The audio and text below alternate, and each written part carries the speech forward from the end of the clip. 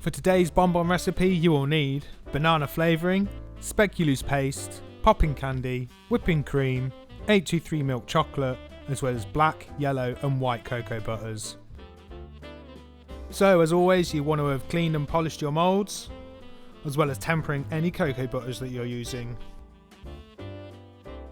To decorate these bonbons today, I'm starting by flicking black cocoa butter into the mould, before completely going over that in yellow.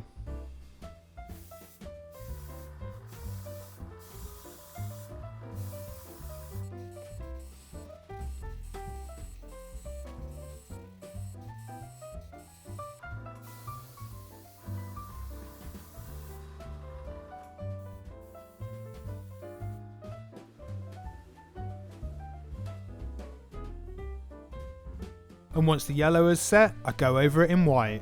This helps to maintain the vibrant colour of the yellow. Now the moulds are decorated, you can go ahead and temper your 823 and pipe it into your moulds.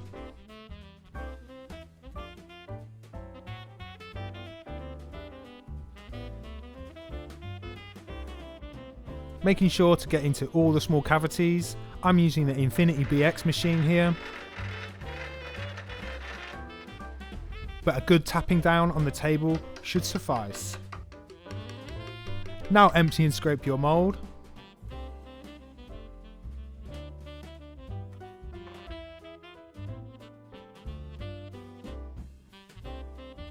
So, onto the ganache.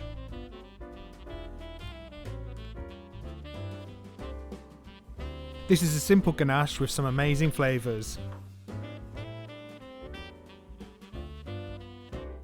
I would recommend making your own ganache with these flavours, as the water content is quite high and will affect the finished product if using cremas or tintorettos.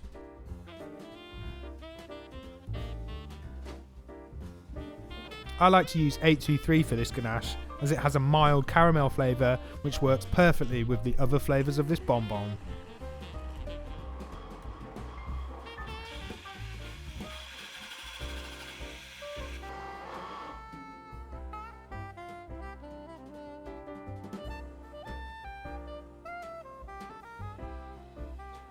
Once the ganache is cooled, you can add your popping candy. If you add your popping candy while the ganache is still warm, it will pop, losing the desired effect.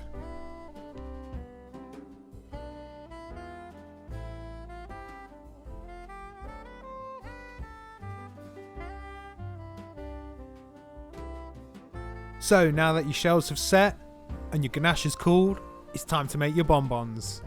Filling your shells to within 2mm of the top, leaving enough room for capping.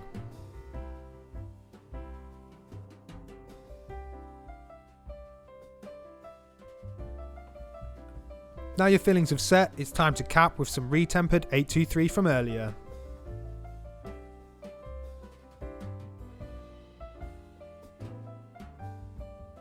Once your bonbons have crystallised, you can turn them out and box them up. And there you go, some uniquely flavoured bonbons.